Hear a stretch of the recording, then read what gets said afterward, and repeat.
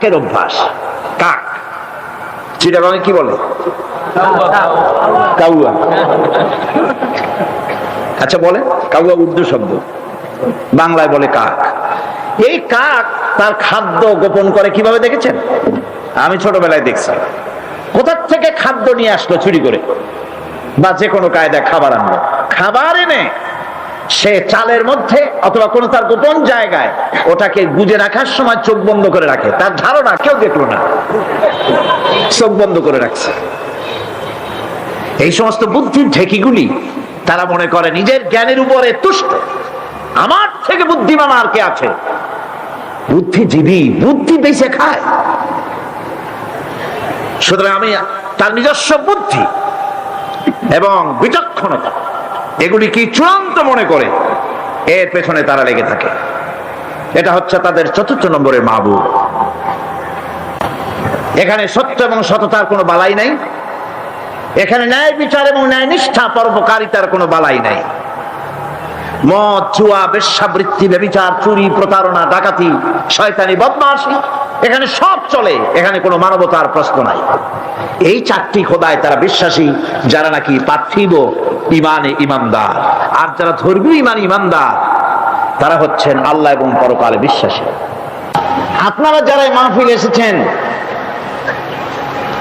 বুখারী শরীফের হাদিস এসছে, আল্লাহ পাকের কিছু কিছু ফেরেশতারা তারা শুধু রাস্তায় রাস্তায় ঘোরে, গ্রামে গঞ্জে ঘোরে। তাদের কাজই হলো ঘোরা। ঘুরতে ঘুরতে যখন তারা দেখেন কোন জায়গায় কিছু লোক বসে গেছে এবং আল্লাহ পাকের জিকির করছে, আল্লাহর কোরআনের আলোচনা করছে, তখন এক ফেরেশতা আর এক ফেরেশতাকে ডেকে বলে, তোমরা যে কারণে ঘুরছো আসো। সেই লোকগুলি পেয়ে গেছে। ফেরেশতারা মাহফিলের চতুর্দিকে দাঁড়ায় যায়, গায়ে গায়ে মিশে, হাত্তাকে পৃথিবীর মাটি থেকে আকাশ পর্যন্ত আল্লাহর রহমতের বৃষ্টি অবতীর্ণ হতে থাকে সেখানে। আল্লাহ পাক সবকিছু জানা সত্ত্বেও ওই ফেরেশতাদেরকে প্রশ্ন করেন, ফেরেশতারা এই লোকগুলি এখানে বসে আছে কেন? তারা কি বলছে? ফেরেশতারা বলে, রব্বুল আলামিন তোমার এই বান্দাগুলি তোমার বিরাটত্ব, তোমার মহানত্ব বর্ণনা করছে, তোমার পবিত্রতা ঘোষণা করছে, তোমার শুকরিয়া আদায় করতেছে, জিকির আজগার করতেছে। আল্লাহ পাক প্রশ্ন করেন, ও ফেরেশতারা তারা কি আমাকে দেখেছে নাকি? ফেরেশতারা জবাব দেন, না রব্বুল আলামিন তোমাকে তারা দেখে নাই। আল্লাহ পাক বলেন, যদি আমারে তারা দেখতো তাহলে কি হতো? ফেরেশতারা বলেন, রব্বুল আলামিন তোমার বান্দাগুলি তোমাকে পাওয়ার জন্য আরো বেশি জিকির করত, আরো বেশি ফিকির করত, আরো বেশি প্রশংসা করত, আরো বেশি তাসবিহ পড়ত।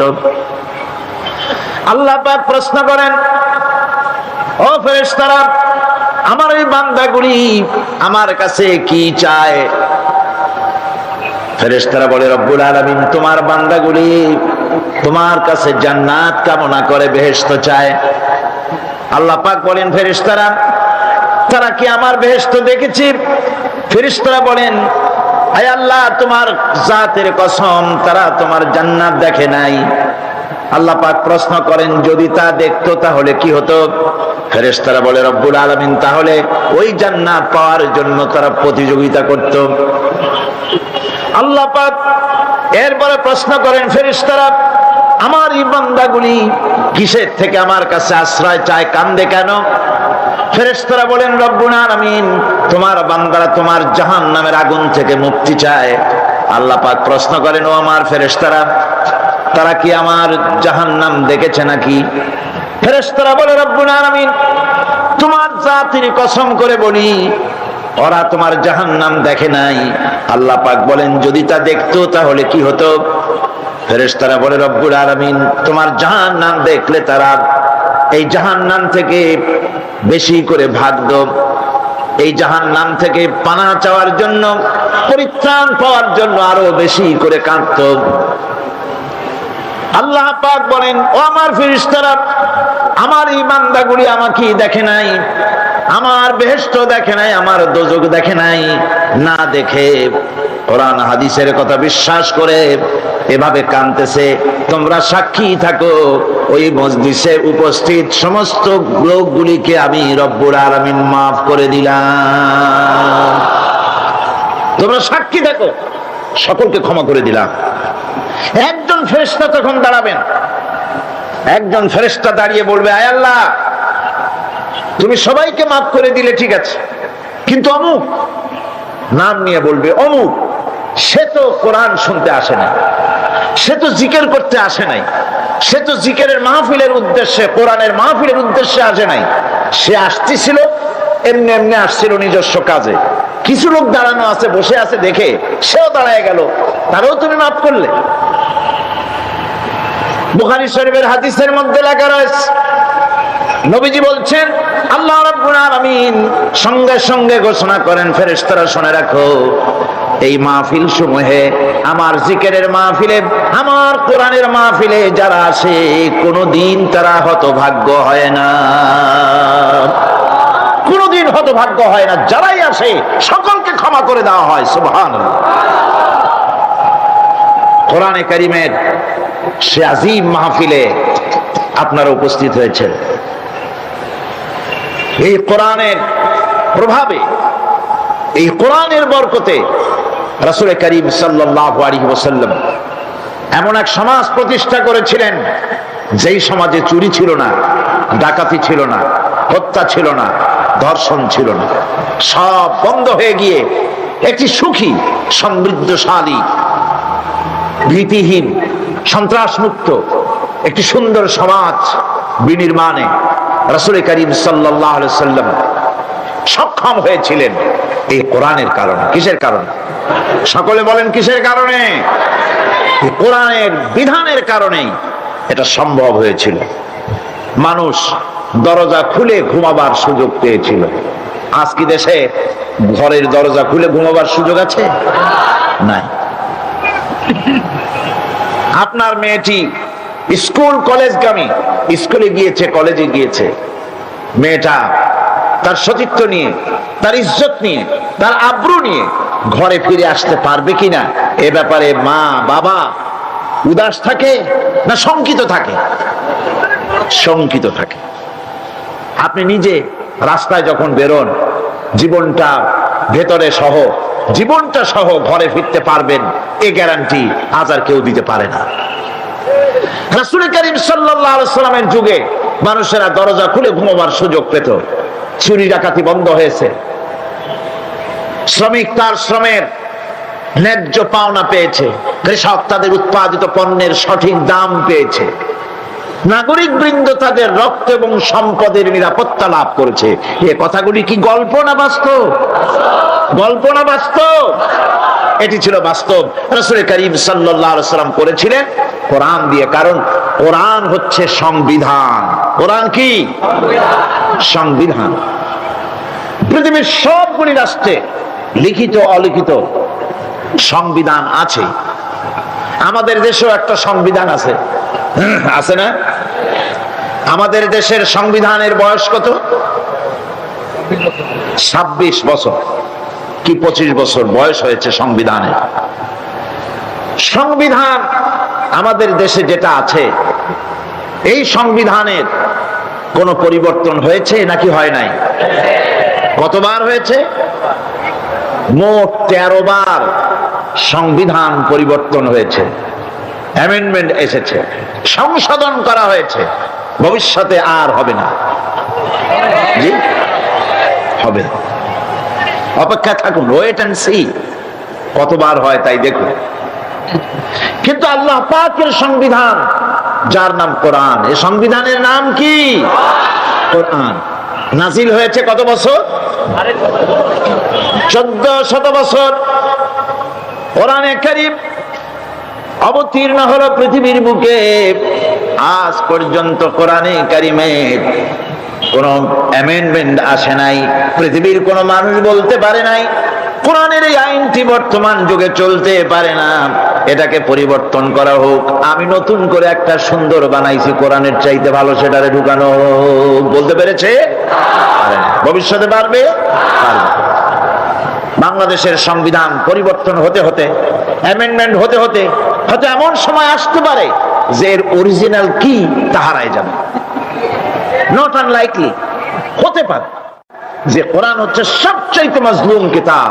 আপনি বলেন, আপনি বলুন যে কারো অসুখ হলো, ডাক্তার প্রেসক্রিপশন দিল, রোগী সেই প্রেসক্রিপশন বোতলের মধ্যে ভিজায় যদি খায়, রোগী যদি সেই প্রেসক্রিপশন মাদুলির মধ্যে ঢুকায়া গলায় ঝুলায় রাখে, এমন রোগী সম্পর্কে আপনার ফতোয়া কি হবে?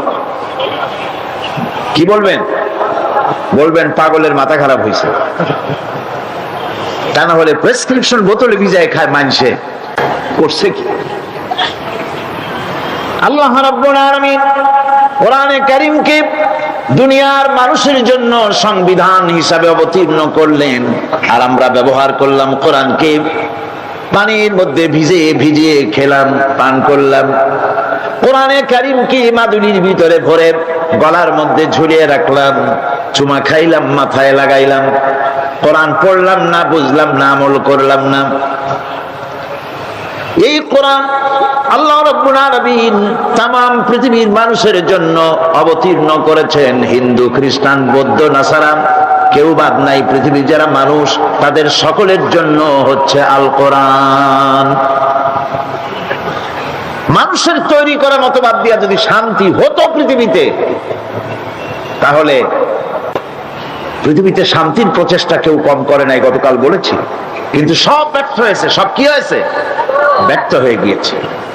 সফল হতে হলে কোরআনের কাছে আসতে হবে, একথা বিশ্বাস করতে হবে যারা ক্ষমতায় আছেন, যারা রাজনীতি করেন, সকলকেই একথা বিশ্বাস করতে হবে।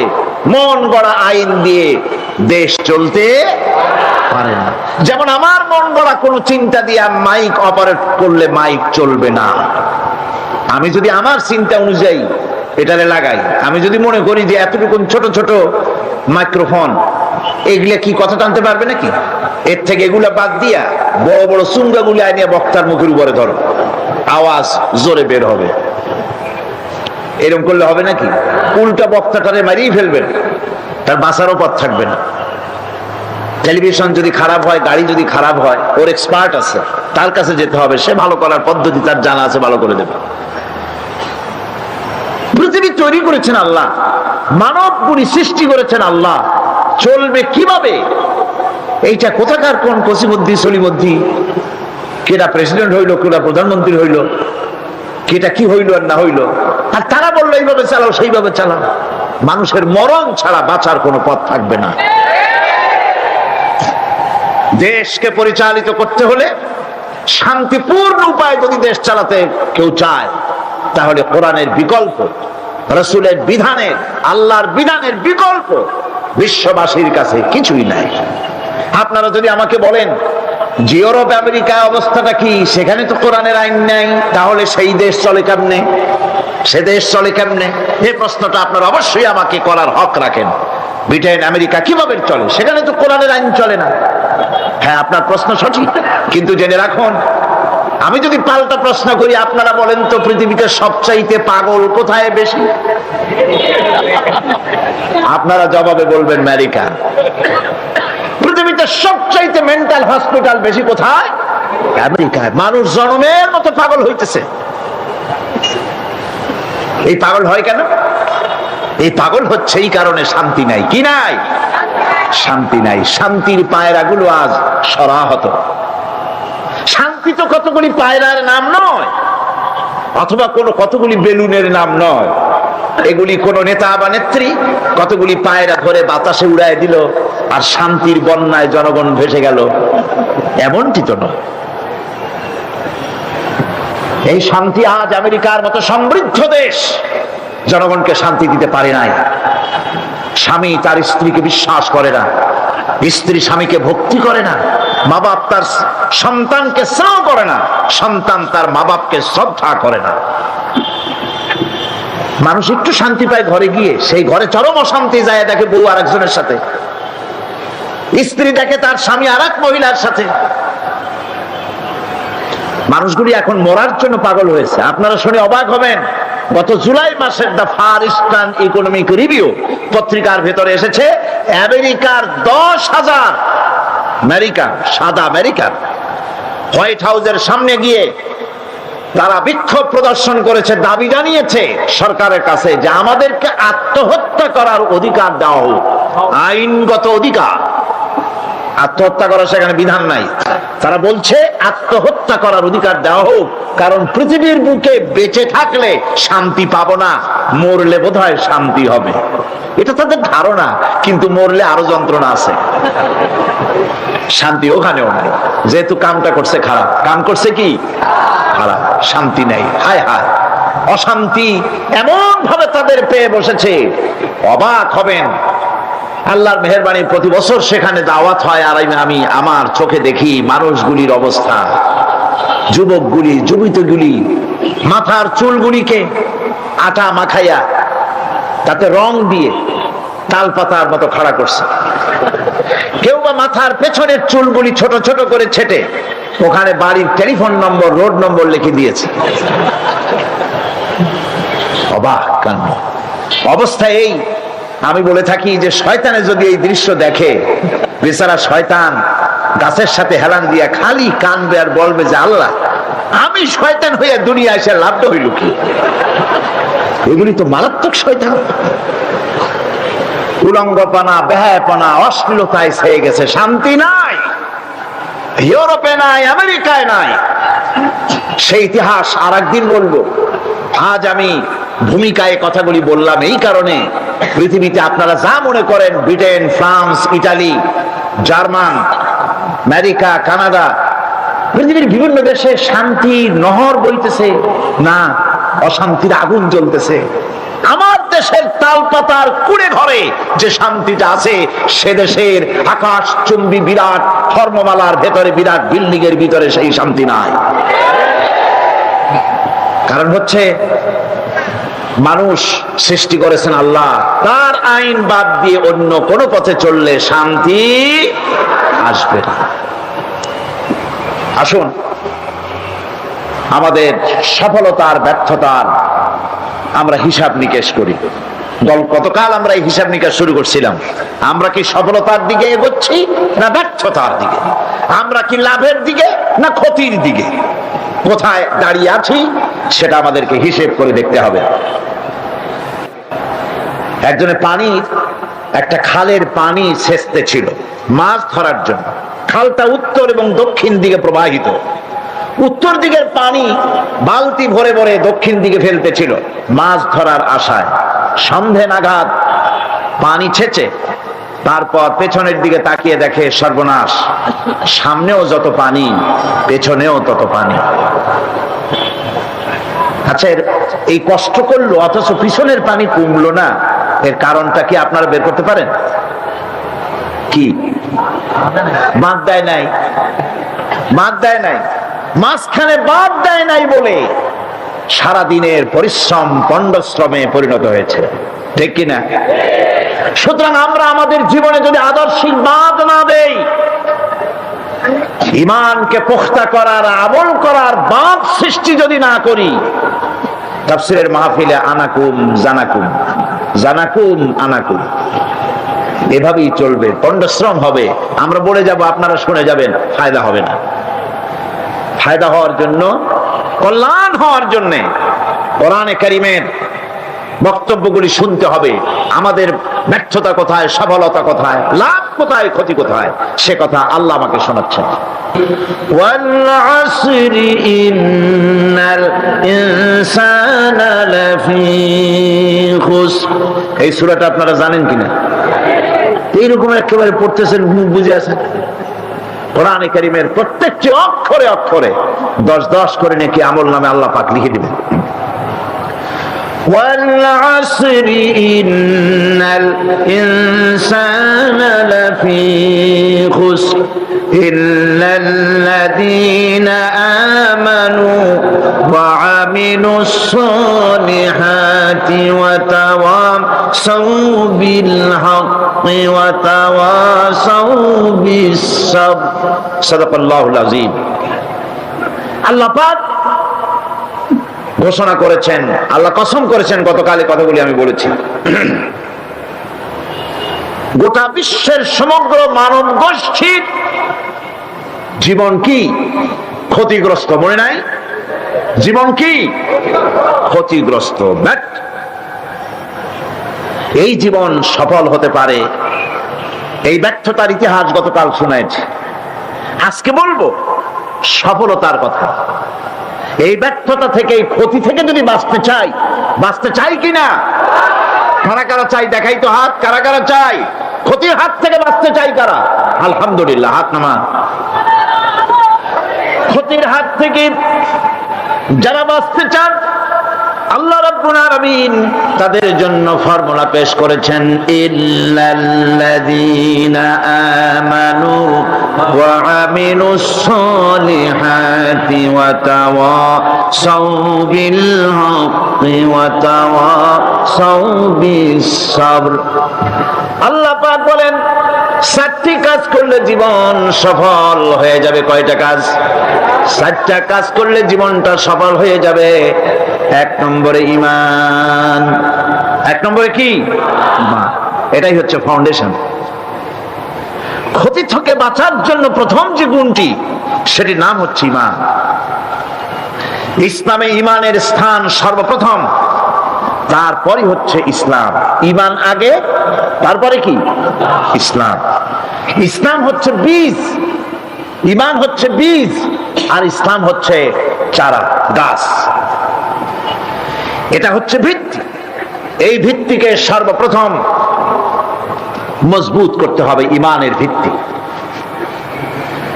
ঈমানের ভিত্তি দুনিয়ায় ঈমানের আহ্বান জানাবার জন্যই আল্লাহ রাব্বুল আলামিন সমস্ত নবী এবং রাসূলদেরকে পৃথিবীতে পাঠিয়েছেন ঈমানের আহ্বানের জন্য। দুনিয়ার সমস্ত নবীদের দাওয়াত ছিল ঈমানের দাওয়াত। কিসের দাওয়াত? এই ঈমানের দাবিটা আসছে, এই দাওয়াতটা এসেছে আল্লাহর কাছ থেকে। কার কাছ থেকে? দেখুন, পৃথিবীর ভিতরে কোন নবীদের কথার সাথে আরেকজন নবীর কথার কোনো বৈপরীত্য হয় নাই। সমস্ত নবীদের কথা একরকম ছিল। কয় রকম? একজন নবীর সঙ্গে তার বক্তব্যের সাথে আরেকজন নবীর বক্তব্যের কোনো গুণগত মৌলিক কোনো পার্থক্য ঘটে নাই, অসঙ্গতি হয় নাই। কারণ নবীরা, আম্বিয়া আলাইহিমুস সালাম, নিজেরা বানিয়ে কথা রচনা করে তারা মানুষের সামনে পেশ করে নাই। সমস্ত নবীদের কাছে যত দাওয়াত এসেছে, একটা অফিস থেকে এসেছে। সে অফিসটা হচ্ছে কার? আল্লাহ রাব্বুল আলামিনের।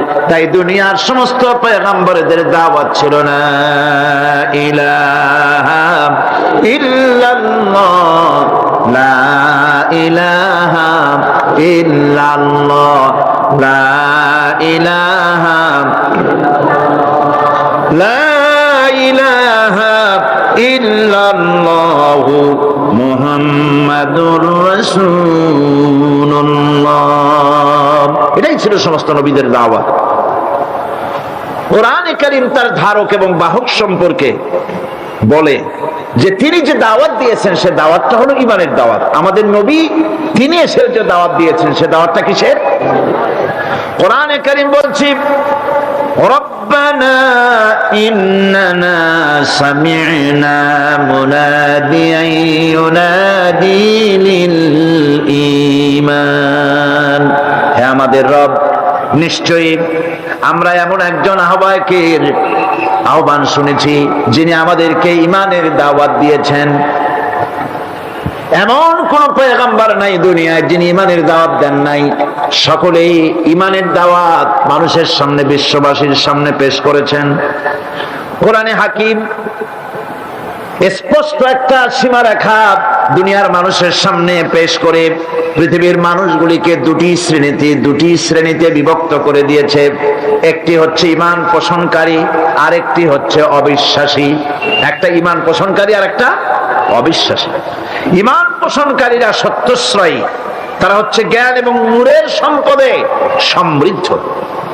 আর দ্বিতীয় দলটি হচ্ছে কাফের, জালিম, মূর্খ, তারা হেদায়েতের রাস্তা তাদের জন্য অবরুদ্ধ।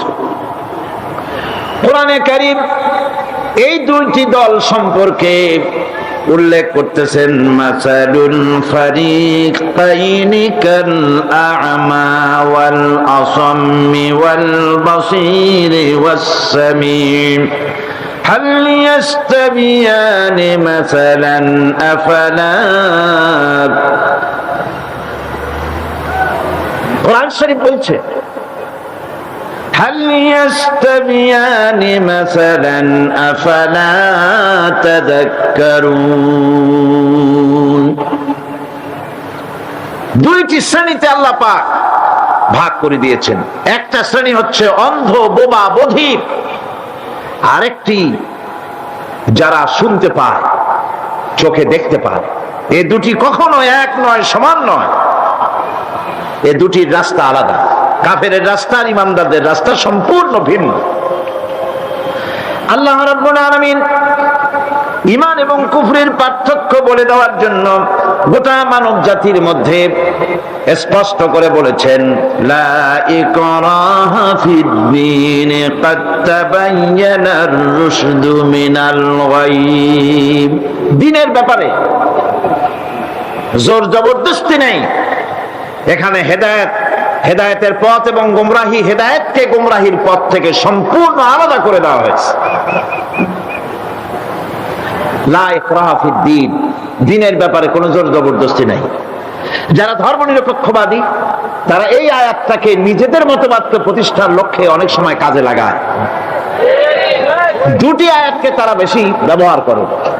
একটা হচ্ছে লাকুম দীনুকুম ওয়ালিয়া দীন, আর একটা হচ্ছে লা ইকরাহা ফিদ-দীন। এই দুইটি আয়াতকে ধর্মনিরপেক্ষবাদীরা ব্যবহার করে। এই দুটির কোনটি তাদের আদর্শকে বোঝাবার লক্ষ্যে ব্যবহারের কোনো সুযোগ নাই। লা ইকরাহা ফিদ-দীন, ধর্মের ব্যাপারে কোনো বাড়াবাড়ি নাই, জোর জবরদস্তি নাই। এ কথা বলা হয়েছে এই কারণে যে কোন বিধর্মীকে, অমুসলিমকে ভয় দেখিয়ে, লোভ দেখিয়ে অথবা কোন ক্রমে কোন প্রকার চাপ সৃষ্টি করে তাকে মুসলমান বানানো যাবে না।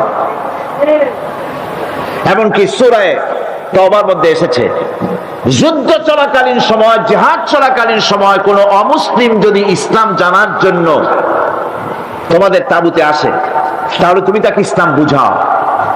ইসলাম শোনার পরে যদি মেনে নেয় ভালো কথা, আর যদি না মানে তাকে তার তাঁবু পর্যন্ত ফিরে যেতে দাও। মাঝপথে তাকে আক্রমণ করা যাবে না। ধর্মের ব্যাপারে কোনো বাড়াবাড়ি নাই। লা ইকরাহা ফিদ-দীন, এর দ্বারা ধর্মনিরপেক্ষতার কোনো কথা বোঝানো হয়নি। আর লাকুম দীনুকুম ওয়ালিয়া দীন, এটা ছিল কাফেরদের সেই বক্তব্যের প্রেক্ষিতে যেখানে কাফেররা বলেছিল মুহাম্মদ সাল্লাল্লাহু আলাইহি ওয়াসাল্লাম, আসুন আমরা এক কাজ করি, সেটা হলো ধর্ম নিয়ে আমাদের মধ্যে যে বাকবিতণ্ডা হচ্ছে, আমরা ধর্মকে 50-50 ভাগ করে নিই। কিছুদিন আমরা গিয়া আপনার আল্লাহরে সেজদা দেই, আর কিছুদিন আপনারা আমাদের মূর্তিগুলিকে প্রণাম করুন। এই প্রস্তাব যখন রাখল, আল্লাহ রাব্বুল আলামিন সূরা কাফিরুন অবতীর্ণ করে দিলেন, কুল ইয়া আইয়ুহাল কাফিরুন লা আ'বুদু মা তা'বুদুন। হে কাফেরেরা, হে অবিশ্বাসীরা, নবী আপনি বলুন, হে অবিশ্বাসীরা, তোমরা যার ইবাদত করো আমরা তার ইবাদত করি না, আবার আমরা যার ইবাদত করি তোমরাও তার ইবাদত করো না। সুতরাং লাকুম দীনুকুম ওয়ালিয়া দীন, সুতরাং তোমাদের দিন তোমাদের জন্য, আমাদের দিন আমাদের জন্য। এখানে নিরপেক্ষতার কথা বলা হয় না, এখানে পক্ষের কথা বলা হয়েছে। কিসের পক্ষ? ধর্মের পক্ষ। কিসের পক্ষ? হিন্দু, খ্রিস্টান, বৌদ্ধ, তোমরা তোমাদের ধর্মের পক্ষে থাকো। মুসলমান, তোমরা তোমাদের ধর্মের পক্ষে থাকো। ধর্মের ব্যাপারে নিরপেক্ষ হওয়ার কোনো সুযোগ নাই। আছে নাকি সুযোগ? আমি পার্লামেন্টে বলেছি এই কথা, যে একটা ধর্মের উপরে বিশ্বাস করে নিজেকে একটা ধর্মের পক্ষের ব্যক্তি হিসাবে ঘোষণা করে, কেউ বলছে দাবি করছে আমি হিন্দু, কেউ বলছে আমি বৌদ্ধ, কেউ বলছে আমি খ্রিস্টান, কেউ বলছে আমি মুসলমান। নিজেকে একটা ধর্মের বিশ্বাসী ঘোষণা করার পর আমি ধর্মনিরপেক্ষ, এই কথাটা মিথ্যা, বানোয়াট, জালিয়াতি, প্রতারণা, মুনাফিক। কোন ধর্মের অনুসারী ব্যক্তি ধর্মনিরপেক্ষ হতে পারে না। কেবলমাত্র নাস্তিক, যারা আল্লাহরে মানে না, আল্লাহকে স্বীকার করে না, ওরা বলতে পারে আমরা ধর্মনিরপেক্ষ, ধর্মের ব্যাপারে আমরা নিরপেক্ষ, গুলো মানি না, বিশ্বাস করি না। কিন্তু যারা ধর্মে মানে, সেদের যে ধর্মেরই হোক না কেন, সে ব্যক্তি ধর্মনিরপেক্ষ যদি দাবি করে, এটা মিথ্যে কথা, এটা মুনাফিকি ছাড়া কিছু হতে পারে না। মুসলমানকে, যে কোনো জাতিকে যে ধর্মে আছে ধর্মের পক্ষে থাকার কথাই বলা হচ্ছে। এখন আমি বলতেছিলাম ইমানের কথা। ইমান আগে আনতে হবে। ইমান সম্পর্কে আল্লাহ রাব্বুল আলামিন বলতেছেন ইমান হলো আগে, তারপরে ইসলাম। আবার ইমান আনার আগে আবার কুফরি একটা শব্দ আছে, সেটা হলো ফামান ইয়াকফুর বিত-তাগুতি ওয়া ইউমিন বিল্লাহি ফাকাদ ইসতামসাকা বিল উরওয়াতিল উসকা লা ইনফিসামা লাহা ওয়াল্লাহু সামিউন আলীম। যে ব্যক্তি তাগুতকে অস্বীকার করেছে, সর্বপ্রথম তাগুতকে অস্বীকার করতে হবে। আর এরপরে আল্লাহর উপরে যে ঈমান আনলো, ফাকাদ ইসতামসাকা বিল উরওয়াতিল উসকা, সেমন এক শক্ত অবলম্বন ধারণ করলো যা তাকে কোনো কিছুই বিচ্ছিন্ন করবে না, ধ্বংস করে দেবে না। সুবহানাল্লাহ। এখন সত্যিকারের ঈমানদারের পরিচয়টা কি? কোরআনে কারীম সত্যিকারের ঈমানদারের পরিচয় এভাবে পেশ করতেছে, ইন্নামাল মুমিনুনা আল্লাযীনা আমানু বিল্লাহি ওয়া রাসূলিহি সুম্মা লাম ইয়ারতাবু ওয়াজাহিদু বিআমওয়ালিহিম ওয়া আনফুসিহিম ফি সাবিলিল্লাহ উলাইকা হুমুস সাদিকুন। ঈমানের দাবিতে সত্যবাদী কারা? ইন্নামাল মুমিনুনা আল্লাযীনা আমানু বিল্লাহি ওয়া রাসূলিহি। সত্যিকারের মুমিন তো তারা যারা নাকি ঈমান এনেছে আল্লাহর উপর এবং রাসূলের উপরে। এই ঈমান আনার পর সুম্মা লাম ইয়ারতাবু, এরপরে কোন সন্দেহে সে নিপতিত হয় নাই, কোন সন্দেহ তার মনের মধ্যে জায়গা পায় নাই, আর সে আল্লাহর রাস্তায় জিহাদ করেছে মাল দিয়ে, জান দিয়ে। উলাইকা হুমুস সাদিকুন, এরাই হলো ঈমানের দাবিতে সত্যবাদী। সুম্মা লাম ইয়ারতাবু, অথবা এক বিন্দু সন্দেহ মনের মধ্যে জায়গা দেয় নাই। অর্থাৎ ঈমান আনছি কার উপরে? আল্লাহর উপরে। কার উপরে? আর তার রাসূলের উপরে। আল্লাহ এবং রাসূলের উপরে ঈমান আনার পর যারা আল্লাহ এবং রাসূলের বিধানের অভ্যাস জীবনের সকল ক্ষেত্রে মানতে পারে নাই, তারাই সন্দেহে নিপতিত হয়েছে। কথা বুঝতে পেরেছেন? তাদের সন্দেহ এই কোরআন মানুষের জীবন, তার সম্পদ, তার রাজনীতি, তার অর্থনীতি পরিচালনা করতে পারে না। সেই জন্য ধর্মের ব্যাপারে কোরআন মানি, ধর্মের ব্যাপারে নামাজ আর রোজা মানি, কিন্তু রাজনীতিতে ধর্ম মানি না। এটাই হলো সন্দেহ। এটাই কি? সন্দেহ, অবিশ্বাস। জীবনকে তারা দুইটা ভাগ করেছে, এক ভাগ রাজনীতির জন্য, আর এক ভাগ কিসের জন্য? ধর্মের জন্য। জীবনকে ভাবে দুইটা ভাগ করার কোন অধিকার দেওয়া হয় নাই। যারাই মুখে উচ্চারণ করেছে লা ইলাহা ইল্লাল্লাহু মুহাম্মাদুর রাসূলুল্লাহ, জোরে সরে বলেন লা ইলাহা ইল্লাল্লাহু মুহাম্মাদুর রাসূলুল্লাহ। যারা জীবনকে যারা নাকি ঈমান এনেছে, কালেমা বিশ্বাস করেছে, আল্লাহ এবং রাসূলের প্রতি ঈমান এনেছে, জীবনকে দুইটা ভাগ করার কোনো অধিকার নাই। যার কথা মতো নামাজ পড়ব, তার কথা মতোই রাজনীতি করব। যার কথা মতো হজ করব, যাকাত দিব, তার কথা মতো পার্লামেন্ট চালাবো। যার কথা মতো হজ করব, যাকাত দিব, সেজদা দিব, তার কথা মতোই বঙ্গভবন আর সেক্রেটারিয়েট চালাবো।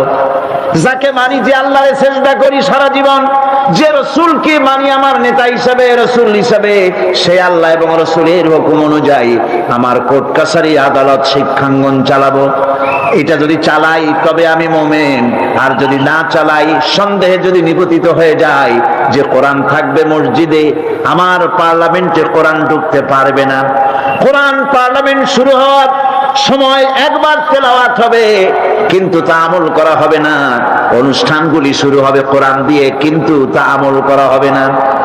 কোরআন তেলাওয়াত করে ব্যবসা প্রতিষ্ঠান উদ্বোধন করা হচ্ছে, কিন্তু সুদের টাকা দিয়ে ব্যবসা প্রতিষ্ঠান বানানো হলো। বিবাহ পড়ানো হচ্ছে কোরআনের আয়াত দিয়ে, কিন্তু যৌতুক গ্রহণ করা হারাম, সেই যৌতুক দিয়ে বিয়ে উদ্বোধন করা হলো। এমনি সকল ক্ষেত্রে নাফরমানি করে যে ঈমানের দাবি করলো, এই ঈমান ঈমান নয়, এর নাম মুনাফিকি। এই মুনাফিকি থেকে বাঁচতে হবে। সন্দেহের দানা বাঁধলে চলবে না, বিশ্বাস করতে হবে আমার কোরআনের নাম সংবিধান, এই কোরআন দিয়ে পার্লামেন্ট চলবে। চলবে না? চলবে না? আমি এ যাবৎকালীন যত বক্তব্য রেখেছি পার্লামেন্টে, আমার অধিকাংশ বক্তব্য আমি কোরআন দিয়ে, হাদিস দিয়ে বলেছি, আলহামদুলিল্লাহ। চাই সে শিল্পনীতি, বিদ্যুৎ নীতি, অর্থনীতি, বাজেট, শিক্ষানীতি, আইন শৃঙ্খলা পরিস্থিতি, সবটা কোরআন হাদিস দিয়ে আমি আলোচনা করার চেষ্টা করেছি, আলহামদুলিল্লাহ। আমার এলাকার মানুষের কাছে আমার এটা ওয়াদাও ছিল, নির্বাচনকালীন ওয়াদা। আমি এই ওয়াদা করি নাই যে আপনারা আমাকে ভোট দেন, আমি আপনাদেরকে মটকির মতো বিশাল রসগোল্লা বানায় দেব, গরুর গাড়ির চাকার মতো জিলাপি বানায় দেব, এইসব কথা বলিনি। রাস্তা দেব, ঘাট দেব, কলেজ দেব, এগুলো বলিনি। আমি বলেছি আমাকে যদি আপনারা ভোট দেন, তাহলে এযাবৎকাল কোরআনের যেই কথাগুলি মাঠে আর ময়দানে বলেছি, এবার এই কথাগুলি আমি পার্লামেন্টে বলতে চাই। আপনারা যদি ভোট না দেন, পার্লামেন্টে যত বড় পীর হোক, মৌলানা সাহেব হোক, কথা বলতে পারবে না। আপনাদের ভোটটা দরকার। আমার জনগণ, আমার এলাকার পিরোজপুরবাসী, আলহামদুলিল্লাহ, তারা জান বাজি রেখে আমাকে ভোট দিয়েছে। বিগত 50 বছরের ভেতরে ওই সেন্টার থেকে, ওই সিট থেকে কোন মুসলমান ভোটের মাধ্যমে নির্বাচিত হয়ে পার্লামেন্টে যেতে পারেন না। এটা একটা প্রথম ইতিহাস। মানুষেরা, আমি কাবাধাব গত রমজান মুবারকে কাবা শরীফে ছিলাম, মক্কা শরীফে ছিলাম, আল্লাহর ঘর ধরে আমি দোয়া করেছি যে আল্লাহ, পার্লামেন্টে আমাকে যারা কথা বলার সুযোগ করে দিল, আমার এলাকার এই মানুষগুলিকে তুমি একবার তোমার এই ঘর দেখার তৌফিক দিয়ে দিও। যেহেতু তাদের প্রচেষ্টাই আমি পার্লামেন্টে কথা বলতে পেরেছি, এবং প্রথম দিনেই শিরকের দুর্গে আঘাত করেছি। বলেছি, মাথা ঝুঁকানো স্পিকার সাহেব আপনার সামনে চলবে না। মুসলমান কেবলমাত্র মাথা নত করবে আল্লাহ রাব্বুল আলামিনের সামনে, আপনার সামনে নয়।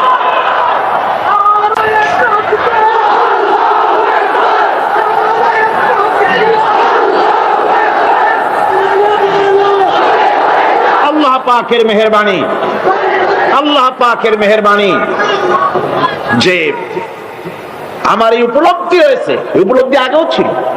আমি এখন বুঝতে পারি ভালো করে, পার্লামেন্ট হচ্ছে সেই জায়গা যেখানে বসে গোটা জাতির ভাগ্যকে সুপ্রসন্ন করা যায়, হতভাগ্য দূর করে দিয়ে মানুষের জীবনকে সুখী সমৃদ্ধশালী করা যায় পার্লামেন্টে বসে। ওটা হলো সেই জায়গা, দুটোই করা যায়।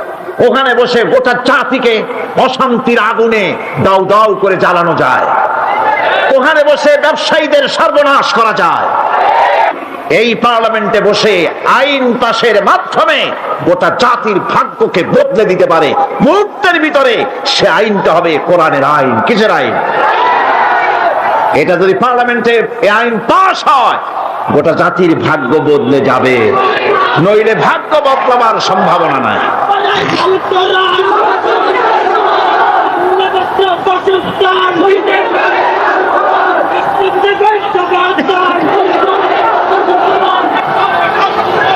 আমার বন্ধুগণ, ঈমানের কথা বলছি।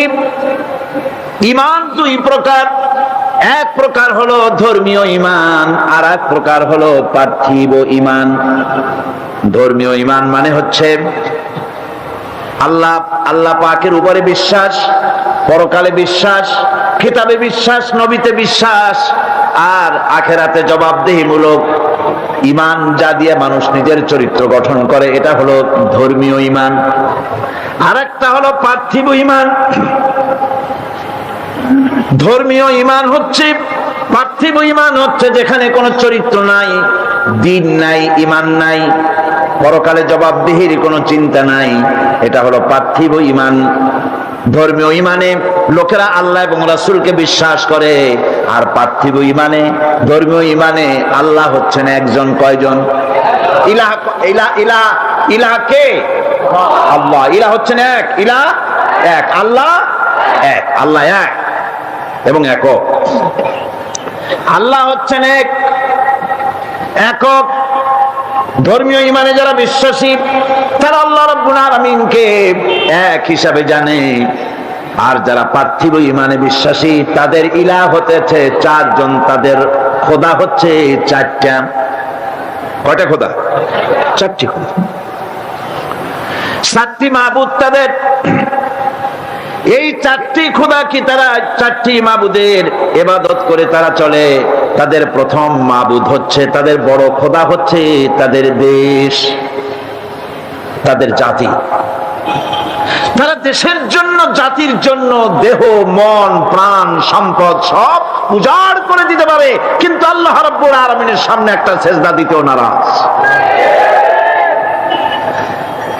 দেশের জন্য তারা সব করতে পারে, দেশের মহব্বতে সব করতে পারে, কিন্তু আল্লাহর জন্য কিছু করতে পারে না। এই দেশটারে কে বানাইলেন? কে বানিয়েছেন? আল্লাহ রাব্বুল আলামিন। এ দেশের সুখ, শান্তি, সমৃদ্ধি, সম্পদ কে দিয়েছে? সে আল্লাহ পাকের কথা মনে থাকে না, শুধু দেশের জন্য তারা দেশভিত্তিক জাতীয়তা তৈরি করে, দেশভিত্তিক জাতীয়তা। তারপরে ধর্ম তারা বাদ দিয়ে দেয়। বিশ্বকবি ডক্টর আল্লামা ইকবাল রহমাতুল্লাহ আলাইহি তিনি সুন্দর করে বলেছেন, মজহব সে হ্যায় মজহব জো নহি তুম ভি নহি, মজহব সে হ্যায় मजहब जू नहीं तुम भी नहीं, जज्ब बाहम जू नहीं মাহফিল আঞ্জুম भी नहीं। ধর্মেতে হয় জাতির গঠন, ধর্ম নাই তো তুমিও নাই, নাইকো যদি মাধ্যাকর্ষণ, গ্রহ সূর্য ভূমিও নাই। ধর্ম দিয়ে জাতির গঠন হয়, ধর্ম হচ্ছে ভিত্তি, তারপরে জাতি। আমি তো আগে মুসলমান, তারপরে আমি বাংলাদেশি। আমি আগে কি, তারপরে কি? আমি বাংলাদেশি। প্রথমে ধর্ম, আমি মুসলমান। এই ধর্ম যদি থাকে আমার জাতীয়তা টিকবে। আমার ধর্ম ছাড়া যদি জাতীয়তা গড়ি, সেই জাতীয়তা মিক্স আপ হয়ে যাবে। সেখানে আমার স্বাতন্ত্র্য, আমার অস্তিত্ব, আমার স্বকীয়তা বজায় থাকবে না। যেমন মাধ্যাকর্ষণ, ল অফ গ্রাভিটেশন আছে বলে চন্দ্র, সূর্য, গ্রহ, নক্ষত্র সব টিকে আছে, ঠিক কিনা? মাধ্যাকর্ষণ যদি না থাকে, গ্রহ, উপগ্রহ, নক্ষত্র, সৌররাজি, solar system, whole solar system, galaxy, milky way, পৃথিবী, যা কিছু আল্লাহ সৃষ্টি করেছেন সব ধ্বংসস্তূপে পরিণত হয়ে যাবে। আল্লাহ পাক এটাকে মাধ্যাকর্ষণ শক্তির মাধ্যমে এটাকে টিকায় রেখেছেন। এটা আল্লাহর কুদরত। এরকম অসংখ্য মাধ্যাকর্ষণ বানিয়েছেন, শুধু পৃথিবীর মাধ্যাকর্ষণ নাই, অন্যান্য গ্রহগুলিরও মাধ্যাকর্ষণ আছে, একটা আর একটাকে ধরে রাখার জন্য। মাধ্যাকর্ষণ আছে বলেই যেমন সব আছে, ধর্ম আছে বলে জাতি আছে। ধর্ম থাকবে না, এই জাতীয়তার 4 পয়সার কোনো দাম না। এজন্য কবি বলতেছেন, আল্লামা ইকবাল আরো সুন্দর করে বলতেছেন, ইনতাজা খুদাউ মে বড়া সবসে वो वतन है, ইনতাজা খুদাউ মে बड़ा सबसे वो वतन है, जो इसका पिरहन है वो मजहब का काफन है। इंताजा खुदा हूं बड़ा सबसे वो वतन है। এই টাটকা খোদাগুলির মধ্যে, ওদের যে 4টা খোদা, সেই 4টা তাজা টাটকা খোদাগুলির মধ্যে সবচেয়ে বড় খোদা হলো ওয়াতান, দেশ। দেশের জন্য গান রচনা করে, দেশের পাখির জন্য গান রচনা করে, দেশের গাছের জন্য গান রচনা করে, দেশের প্রবাহিত নদী নালার জন্য গান তৈরি করে। কিন্তু এই সৌন্দর্য যিনি সৃষ্টি করলেন সেই আল্লাহর নামে একটা অক্ষরও লিখতে রাজি না। সুতরাং আইন তৈরি করার ইখতিয়ার হচ্ছে আল্লাহ পাক, মানুষগুলি তো আল্লাহ। এই জন্য এ মানুষের একটা স্বাধীন সত্তা আছে, দারুণ মর্যাদা মানুষের। মর্যাদা কার বেশি? মানুষের। কন্যা কার বেশি? কোথায় পাইলাম? এই যে এখানে আছে, আল্লাহ নিজেই বলেছে।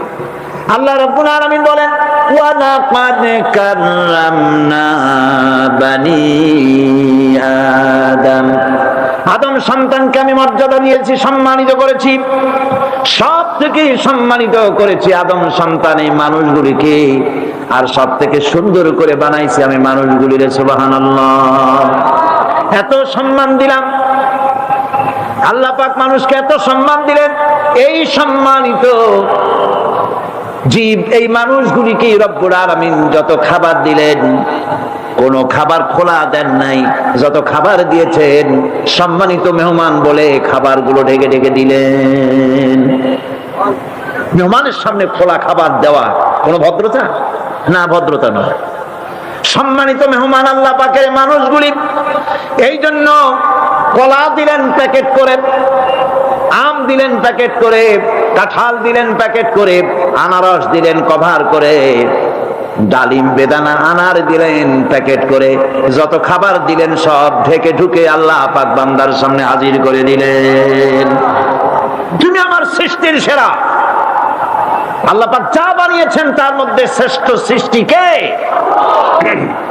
সুতরাং সৃষ্টি করেছে আমি, এ মানুষগুলি আইন মানবে আল্লাহ পাকের।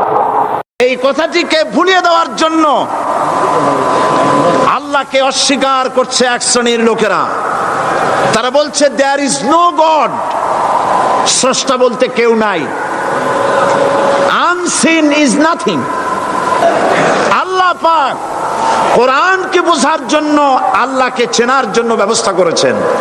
ওরা বলছে কি আনসিন ইজ নাথিং, যা দেখা যায় না সেটা কিছুই না, সেটা বিশ্বাস করি না। তো আল্লাহর যখন রং নাই, গন্ধ নাই, তাকে বিশ্বাস করি কেমনে? বলে নাউজুবিল্লাহি মিন যালিক। আরে ভাই, তোমরা তো এমন বহু জিনিস আছে যা না দেখে বিশ্বাস করো। আপনারা কি বাতাস দেখেছেন? বিশ্বাস করেন কিনা? বিশ্বাস করেন কিনা? আপনারা কি ইথার দেখেছেন? বিশ্বাস করেন কিনা? ফুলের গন্ধ দেখেছেন কিন্তু বিশ্বাস করেন কিনা? মাধ্যাকর্ষণ শক্তি, ল অফ গ্রাভিটেশন আপনারা চোখে দেখেছেন? বিশ্বাস করেন কিনা? অনেক জিনিস এমন আছে যা আমরা চোখে দেখি না কিন্তু বিশ্বাস করি।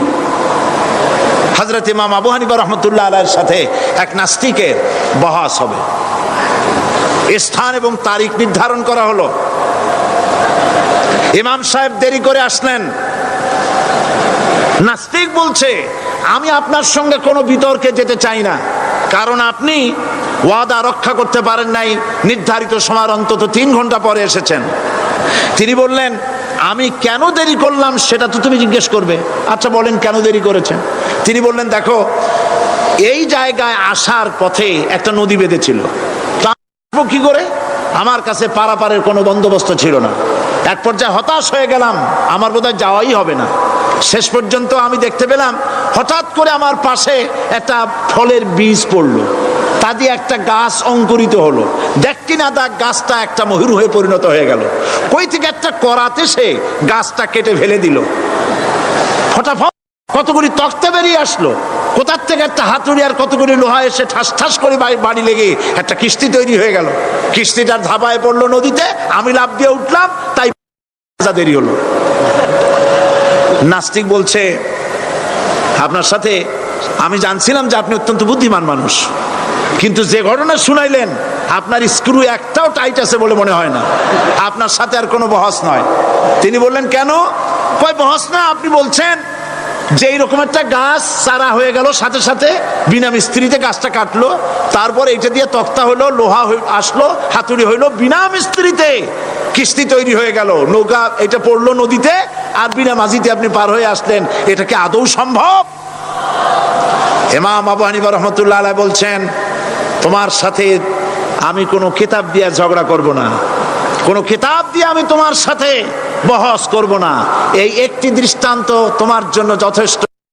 একটা মিস্ত্রি ছাড়া যদি একটা কিস্তি তৈরি না হতে পারে, একটা গাছ কেটে তক্তা যদি না হতে পারে, এই বিশাল আকাশ, এই বিশাল জমিন, আর তোমার মতো এরকম একটা সুন্দর মানুষ বিনা মিস্ত্রিতে বিনা স্রষ্টায় তৈরি হলো কেমনে? এক কথায় নাস্তিক বলছে আমার জীবনের ভুল ধরা পড়ল। নাস্তিক বলছে জীবনের ভুল ধরা পড়েছে, আমি মুসলমান হয়ে গেলাম। লা ইলাহা ইল্লাল্লাহু মুহাম্মাদুর রাসূলুল্লাহ। জোরে পড়েন, লা ইলাহা লা ইলাহা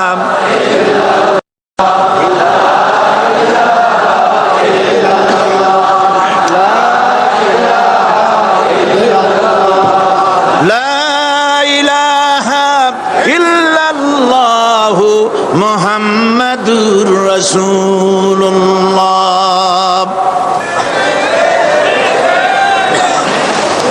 আল্লাহ পাক বলছেন, আমি আদম, আমি দাউদ এবং সুলাইমানকে জ্ঞান দান করেছি, ইব্রাহিমকে জ্ঞান দান করেছি।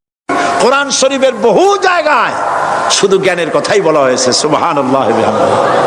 সুতরাং বুদ্ধিজীবী, এই বুদ্ধিজীবীরা তারা আসল জ্ঞানটা নাই। আসল জ্ঞান কোনটা বলেন? কোনটা? ডক্টর শহীদুল্লাহ মরহুম, আমি অনেকবার বলেছি তার কথা, তাকে জান্নাতুল ফেরদাউস নসিব করুন, বলেন আমিন। ডক্টর শহীদুল্লাহ মরহুম বলতেন তার লোকদেরকে যে তোমরা বিদেশ থেকে অনেক ডিগ্রি নামের আগে আনতে পারো, তোমরা পণ্ডিত, একথা আমি স্বীকার করি, কিন্তু কোরআন শরীফের জ্ঞান যদি না থাকে তাহলে পণ্ডিতের আগে আর একটা শব্দ বসবে, মূর্খ পণ্ডিত। কোরআনের জ্ঞান পাণ্ডিত্যকে পরিপূর্ণ করে দেয়, কারণ ওয়ামা উতীতুম মিনাল ইলমি ইল্লা কালিলা। সুবহানাল্লাহ। আল্লাহ পাক বলছেন তোমাদেরকে সামান্যতম জ্ঞান দান করেছি। কতটুকুন জ্ঞান? কতটুকুন? সামান্যতম জ্ঞান দান করেছি। সুতরাং আল্লাহ পাক কোরআনের মধ্যে তার নিজের পরিচয় ছোট্ট একটি সূরার মধ্যে ব্যাপক আকারে বলে দিয়েছেন। কি? কুল হুয়াল্লাহু আহাদ। সবাই পড়েন আমার সাথে, কুল হুয়াল্লাহু আহাদ আল্লাহুস সামাদ লাম ইয়ালিদ ওয়া লাম ইউলাদ ওয়া লাম ইয়াকুল লাহু কুফুয়ান আহাদ। আল্লাহ পাক বলেন আল্লাহ এক এবং একক, তিনি কারো মুখাপেক্ষী নন, তিনি কাউকে জন্ম দেন নাই, তাকেও কেউ জন্ম দেয়নি। আকাশ আর জমিনে আল্লাহর সমকক্ষ কেউ নাই। সুবহানাল্লাহ। তাকে কেউ জন্ম দেয়নি, তিনিও কাউকে জন্ম দেননি। তিনি এক, তিনি ছিলেন, তিনি আছেন, তিনি থাকবেন। তার শুরুও নাই, তার শেষও নাই। সুবহানাল্লাহ। এই আল্লাহ রাব্বুল আলামিন তার পরিচয় আয়াতুল কুরসি সার্বভৌমত্বের পরিচয় দিয়েছে, আল্লাহর পরিচয় দিয়েছে। আল্লাহ তিনি খালিক। মানব সৃষ্টির এবং পৃথিবীর সৃষ্টির ইতিহাস ঘাটলে মানুষের যদি কিসমত ভালো থাকে, তাহলে আল্লাহর সান্নিধ্য, আল্লাহর অস্তিত্ব সম্পর্কে জ্ঞান তাকে আল্লাহ পাক দান করে দেন। সুবহানাল্লাহ। পৃথিবীর সৃষ্টির ব্যাপারে বুদ্ধিজীবীরা কি বলছেন দেখুন। পৃথিবীর সৃষ্টির ব্যাপারে বিজ্ঞানীরা বলছেন যে এই পৃথিবী এরকম ছিল না। তো কি রকম ছিল? এইটা সূর্যের পাশ থেকে একটা উজ্জ্বল শক্তিশালী জ্যোতিষ্ক দারুণ ফোর্স নিয়ে যাচ্ছিল। সেই ফোর্স সহ্য করতে না পেরে সূর্যের একটি দুর্বলতম অংশ সূর্য থেকে ছিটকে মহাশূন্যে পড়ে গেল, আর ঘুরতে ঘুরতে এই পৃথিবীর অস্তিত্ব লাভ করলো। বিজ্ঞানের এই কথা যদি বিশ্বাস করতে হয়, তাহলে আমাকে বলতে হয় এখন তো মানুষেরা আর পৃথিবীতে ধরছে না, ঠিক কিনা? কথা বলছেন না কেন? মানুষ পৃথিবীতে এখন ধরতেছে।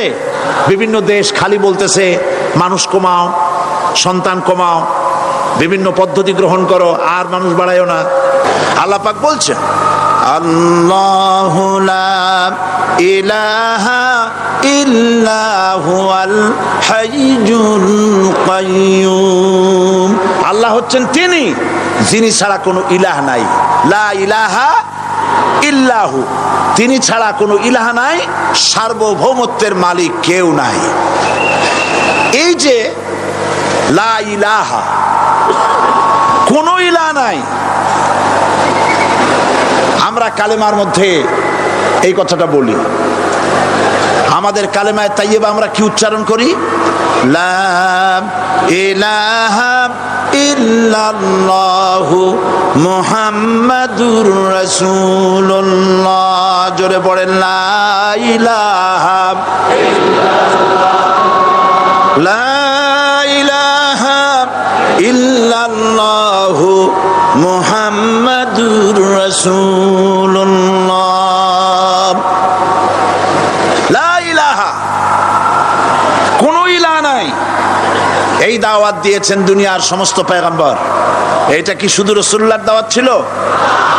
সমস্ত নবীদের স্লোগান ছিল একটা। সমস্ত নবীদের স্লোগান ছিল কয়টা? সবাই বলুন, কি সেই স্লোগান? লা ইলাহা ইল্লাল্লাহ। কোরআন শরীফের ভিতরে ইলাহ শব্দ 147 বার এসেছে। লা ইলাহার অর্থ যদি এই হয় কোনো উপাস্য নাই আল্লাহ ছাড়া, কোনো মাবুদ নাই আল্লাহ ছাড়া, মুহাম্মদ সাল্লাল্লাহু আলাইহি সাল্লাম আল্লাহর প্রেরিত রাসূল, তাহলে তো এত ঝঞ্ঝাট হওয়ার কথা ছিল না। আপনারা বলেন, নবীরা যখনই এই দাওয়াত দিয়েছেন লা ইলাহা ইল্লাল্লাহ, তখন সংঘর্ষ হয়েছে কিনা? হয়েছে কিনা? বাধা আসছে কিনা? তাহলে এই কথাটা কি যার কারণে এরকমের বাধা আসে? লা ইলাহা ইল্লাল্লাহ, এর চাইতে বিপ্লবাত্মক, এর চাইতে রিভলিউশন সৃষ্টিকারী কথা আল্লাহর আকাশের নিচে জমিনের উপরে আর একটাও হতে পারে না। লা ইলাহা ইল্লাল্লাহ। ইলাহ শব্দের অর্থ শুধু উপাস্য আর মাবুদ নয়। ইলাহ শব্দের অর্থ হচ্ছে আইনদাতা, ইলাহ শব্দের অর্থ হচ্ছে শাসনকর্তা, ইলাহ শব্দের অর্থ হচ্ছে বিধানদাতা। তো লা ইলাহা যখন একটি লোক ঘোষণা করে, তার অর্থ দাঁড়ায় কোনো আইনদাতা নাই, বিধানদাতা নাই, শাসনকর্তা নাই, কারো আইন মানি না, বিধান মানি না, শাসন মানি না, আল্লাহ ছাড়া। কে ছাড়া? আল্লাহ ছাড়া। এই কালেমার দাওয়াত যখন পয়গম্বররা দিয়েছেন, তখন 3 শ্রেণীর লোকেরা বাধা দিয়েছে। বলেন কয় শ্রেণী? সবাই বলেন। 3 শ্রেণীর লোকেরা বাধা দিয়েছে। লক্ষ্য করুন। 1 নম্বরে বাধা দিয়েছে রাষ্ট্র শক্তি। 1 নম্বরে বাধা দিল কারা? 2 নম্বরে বাধা দিয়েছে ধনাঢ্য ব্যক্তিবর্গ। 3 নম্বরে বাধা দিয়েছে যারা কায়েমি স্বার্থবাদী ধর্মীয় শক্তি। এই 3টি শ্রেণী সমস্ত নবীদেরকে বাধা দিয়েছে। সেই বাধা অতীতে যারা দিত এখন আর দেয় না, নাকি? এখনো দেয়? দেখুন, এই কালেমার দাওয়াত হযরতে মূসা আলাইহিস সালামকে যেদিন আল্লাহ পাক প্রথম ওহী দিলেন, এই দাওয়াত শুধু রাসূল দেন নাই, আল্লাহ পাক বলছেন প্রত্যেক নবী তার জাতিকে এই দাওয়াত দিয়েছেন। কি? আল্লাহ রাব্বুল আলামিন বলেন সকল নবী তার কওমকেই বলে দাওয়াত দিয়েছেন, ইয়া কওমি ইবুদুল্লাহা মা লাকুম মিন ইলাহিন গায়রু। হে সম্প্রদায়, আল্লাহ ছাড়া কোনো ইলাহ নাই, তার ইবাদত করো, তারই দাসত্ব করো, তার গোলামি করো।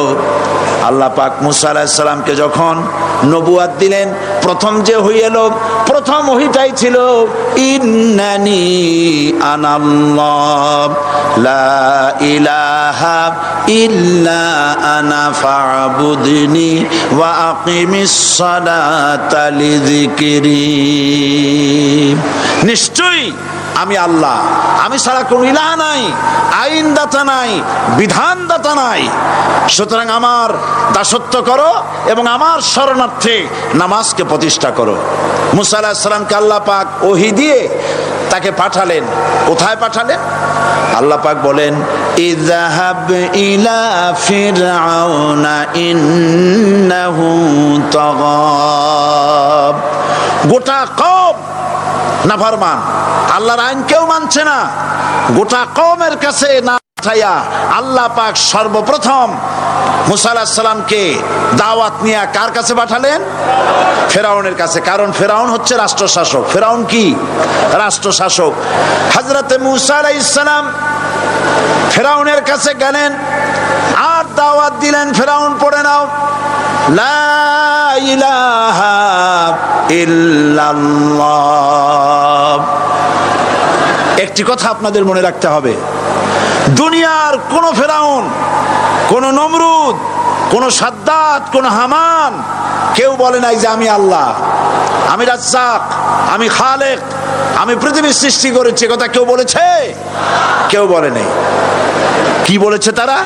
ফেরাউন বলেছে মা আলিমতু লাকুম মিন ইলাহিন গায়রি, আমি তো জানি না আমি ছাড়া আরো কোনো ইলাহ আছে, এ কথা আমার জানা নাই, সুতরাং আমি হচ্ছি ইলাহ আর তুমি বলছো লা ইলাহা। তার মানে হচ্ছে ওই সময় পয়গম্বরেরা, আল্লাহর নবীর সাহাবীরা তারা জানতেন যে আমরা কিসের দাওয়াত দেই, আর যারা শুনতো তারাও বুঝতো কিসের দাওয়াত শুনতেছি। আজ আমার দেশে একই কালেমার দাওয়াত দেওয়া হয়, কিন্তু মানুষেরা বুঝতে পারে না কি শুনতেছি। ভাষা জানার ব্যাপারে, বোঝার ব্যাপারে হলো আসল বিষয়। এটা বুঝাতে গিয়ে আমি মাঝে মধ্যে একটা দৃষ্টান্ত দেই এভাবে। একজনের একটা রেশনের দোকান ছিল, সেই দোকানে তার একটা ময়না পাখি ছিল, আর ময়না পাখিকে কথা শেখানো যায় সেটা তো আপনারা জানেন। জি, ময়নাকে শিখায়েছে যে লাইন করুন, এক এক করে আসুন। ময়না এই কথা শিখেছে। সকালবেলায় যখন রেশনের দোকানে ভিড় পড়ে গেছে, তখন ওই পাখি খাঁচার মধ্যে বসে বলছে লাইন করুন, এক এক করে আসুন। একদিন খাঁচার দরজা খোলা পেয়ে পাখি উড়ে গিয়ে গাছের ডালে বসেছে। আশেপাশে যত পাখি ছিল তারা চিন্তা করলো এই রকমের পাখি তো কখনো দেখি নেই। ময়না তো দেখতে কাকের মতো না, শালিকের মতো না, দেখতে একটা ভিন্ন রকম। ওরা এসে চতুর্দিক থেকে এই নবান্তক, এই যে নতুন এসেছে, ওরে ঠোকরানো শুরু করেছে চতুর্দিক থেকে। ঠোকরানি খেয়ে ময়না বলতেছে লাইন করুন, এক এক করে আসুন। এখন ময়না তো বোঝে না যে কি বলতেছি, আর যে পাখিরা ঠোকরাচ্ছে তারাও তো বোঝে না যে কি শুনতেছি। ময়না যদি বুঝতো যে আমি কি বলি, সবাই মিলে ঠোকরায়, তাই জান বাঁচে না। লাইন করে ঠোকরাইনি তো কলজে যাবে, সব ঠোঁটে ঠোঁটে চলে বোঝে নাই। আমাদের অবস্থা তাই হয়েছে। সুতরাং এই কালেমার দাওয়াত যখন হযরতে মূসা আলাইহিস সালাম দিলেন, ফেরাউন বলল আমি তো জানি না যে আমি ছাড়া আরো কোন ইলাহ আছে, আইনদাতা তো আমি, তুমি নতুন কোথার থেকে আইনদাতা নিয়ে আসছো? ফেরাউন বলছে দেখো আমারে বাদ দিয়া যদি অন্য কাউকে ইলাহ বলে তুমি মানো আর সেই শিক্ষা যদি যে জাতিকে দাও, তাহলে আমি তোমাকে ধরে লাআজআলান্নাকা মিনাল মাসজুনিন, আমি তোমাকে কারারুদ্ধ করব, আমি তোমাকে জেলখানায় ঢুকিয়ে দেব।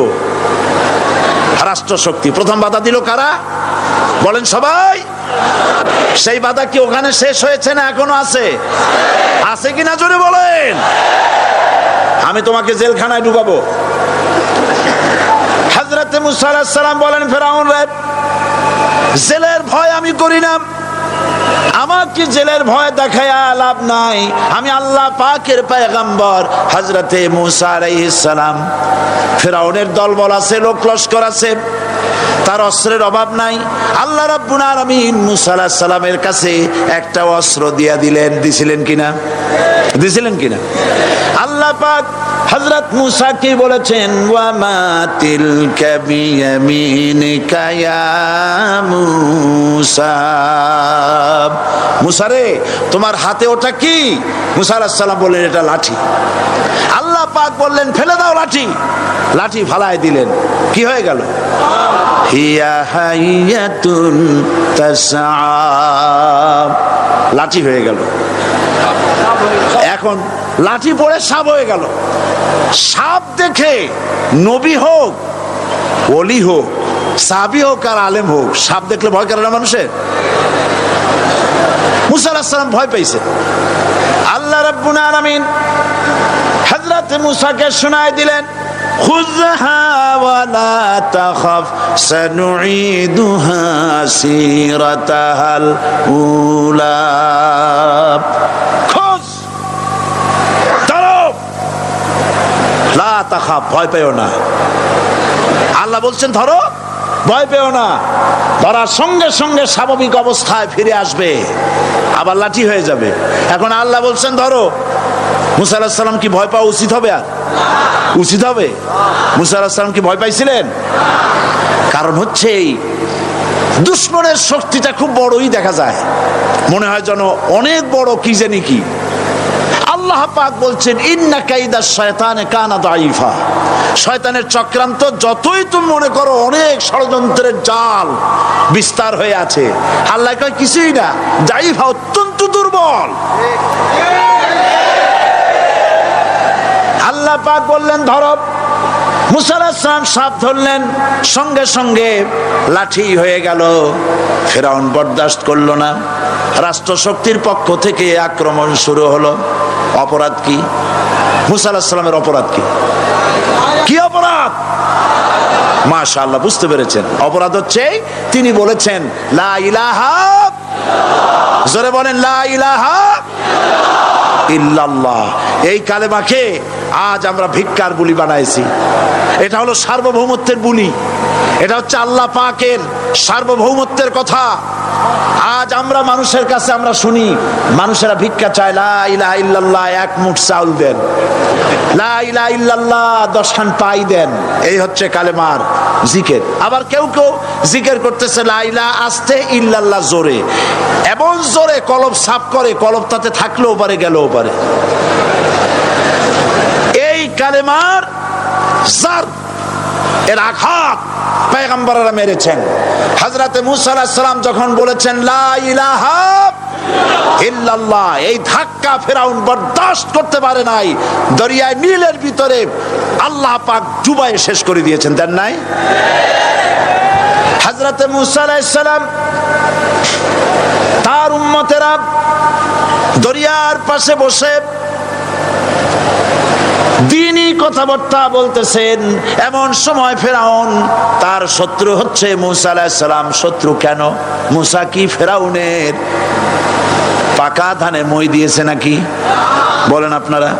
তার হালের গরু পিটায় মারছে নাকি? অপরাধ হলো তিনি আল্লাহর জমিনে আল্লাহর আইন প্রতিষ্ঠার কথা বলেছেন। এই শুধুমাত্র এই অপরাধে ফেরাউন তার দলবল নিয়ে 3 দিক থেকে আক্রমণ করেছে। মুসা আলাইহিস সালামের উম্মতেরা ভয় পেয়ে গেছেন। তারা বলছেন ইন্না লামুদরাকুন, আমরা পাকড়াও হয়ে গেছি। তিন দিকে সাঁড়াশি আক্রমণ, তিন দিকে শত্রু, একদিকে দরিয়া, পালাবার রাস্তা আছে? হযরত মুসা আলাইহিস সালাম ভয় পেয়ে গেলেন, সারেন্ডার করলেন না। হযরত মুসা আলাইহিস সালাম বললেন, কাল্লা, কখনো নয়, ভয় পাওয়ার কোনো কারণ নাই। রব্বি সায়াহদিন, অবশ্যই আমার রব আমার জন্য রাস্তা করে দিবেন। ভয় পাইও না, আমার রব রাস্তা করে দিবেন। আল্লাহ রাব্বুল আলামিন হযরত মুসা আলাইহিস সালামকে অর্ডার করলেন, হাতের লাঠি দিয়া দরিয়ার উপরে আঘাত করো। হযরত মুসা আলাইহিস সালাম দরিয়ার উপর আঘাত করলেন। রাস্তা ছিল দরকার একটার, এক বাড়িতে আল্লাহর হুকুমে লাঠি দিয়ে একটি আঘাত করার সঙ্গে সঙ্গে হযরত মুসার তার সঙ্গী সাথী দরিয়া পার হওয়ার জন্য দরিয়ার মধ্য দিয়ে আল্লাহ 12টা রাস্তা পয়দা করে দিলেন। সে আল্লাহ আছে না নাই? এত আসতে বলেন কেন? ভয় পাওয়ার কারণ আছে? রাষ্ট্র শক্তি বাধা দিয়েছে সমস্ত নবীদেরকে। কেন? নবীদের চরিত্র খারাপ? জোরে বলে, নবীদের চরিত্র খারাপ? নবীদের চাইতে মাসুম, বেগুনাহ, উন্নত চরিত্রের মানুষ আল্লাহর আকাশের নিচে জমিনের উপরে আর হয় নাই। তোমরা যে সব নেতাদের পিছনে দৌড়াও, অমুকের সৈনিক, নেতা নেতা করে মরো, এইসব নেতা যাদের পিছনে দৌড়াও, এই নেতাগুলি, আমি জিজ্ঞেস করি আপনাদেরকে, এই নেতাগুলি জীবনে একবারও জেনা করে নাই? এ ব্যাপারে অনুসারীরা আপনারা কি নিশ্চিত? মিথ্যা কথা জীবনেও কয় নাই, প্রতারণা করে নাই, ঠাট্টা করে নাই, বিদ্রুপ করে নাই, মদ খায় নাই, মানুষ হত্যা করে নাই। কিসের নেতা? নেতা হচ্ছেন সেই ব্যক্তি যিনি বলেছেন, ও আমার স্ত্রীরা, ও আমার সাহাবীরা, রাতের আধারে আমার মধ্যে যা আচরণ দেখতে পাও, দিনের আলোতে আমার মধ্যে যা দেখতে পাও, সবগুলি খুলে খুলে মানুষের কাছে বলে দাও। তার নাম বিশ্বনবী মুহাম্মদ রাসূলুল্লাহ সাল্লাল্লাহু আলাইহি ওয়াসাল্লাম।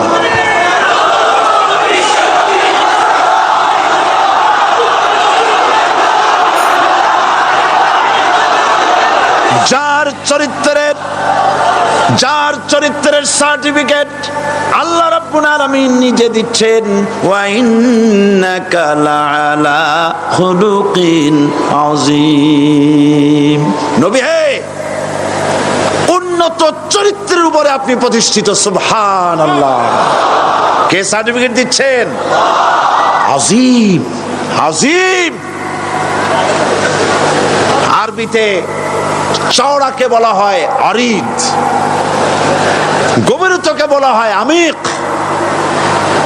কত প্রশস্ত, যা মাপার কোনো ফিতা নাই, কত গভীর, যা মাপার কোনো যন্ত্র নাই, এইটাকে আরবিতে বলা হয় আজিম।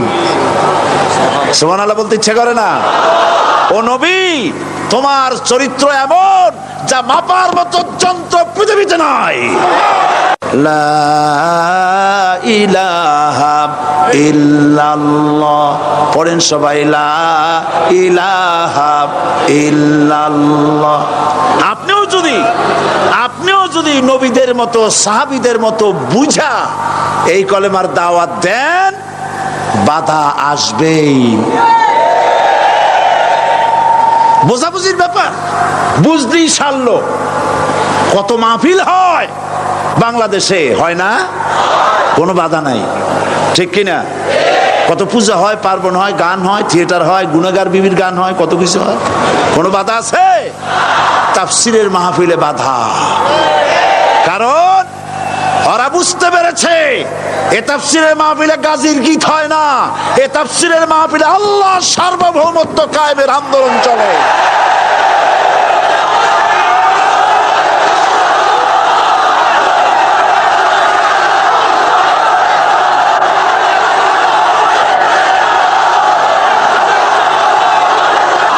বিশ্বকবি আল্লাহ আল্লামা ইকবাল কি সুন্দর করে বলেছেন, আজ ভি হো जो इब्राहिम का इमाम पैदा आग कर सकती है एक अंदाज़े गुलिस्तां पैदा।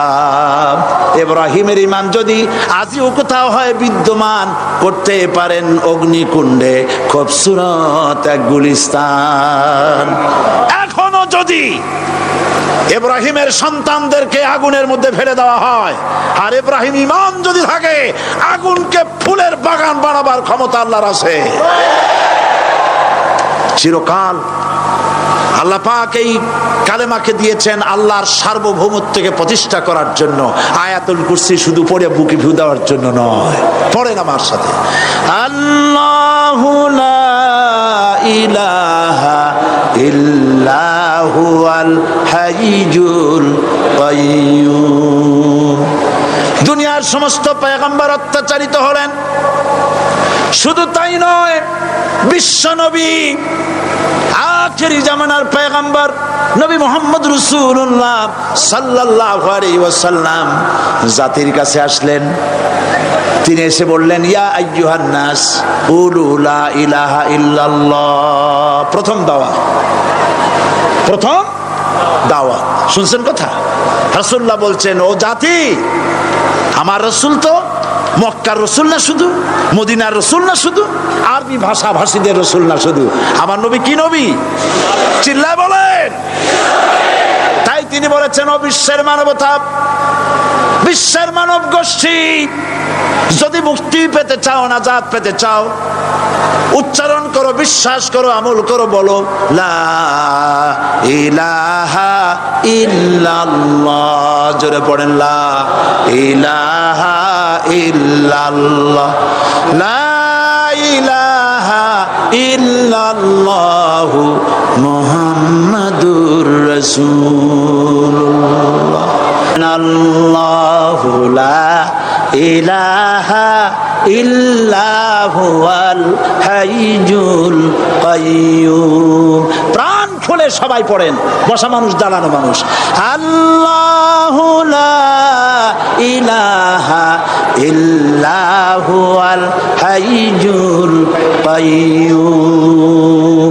আল্লাহ রাব্বুল আলামিন, তিনি ছাড়া কোনো ইলাহ নাই, তিনি সার্বভৌমত্বের মালিক কেউ নাই আল্লাহ ছাড়া। এই কথা মানুষকে ঘোষণা করতে হবে। সুবহানাল্লাহ ওয়ালহামদুলিল্লাহ লা ইলাহা ইল্লাল্লাহ। সুবহানাল্লাহ ওয়ালহামদুলিল্লাহ লা ইলাহা ইল্লাল্লাহ। সুবহানাল্লাহ ওয়ালহামদুলিল্লাহ লা ইলাহা ইল্লাল্লাহু মুহাম্মাদুর রাসূলুল্লাহ। আল্লাহুম্মা আমিন। রব্বানা যালামনা আনফুসানা ওয়া ইন লাম তাগফির লানা ওয়া তারহামনা লানাকুনান্না মিনাল খাসিরিন।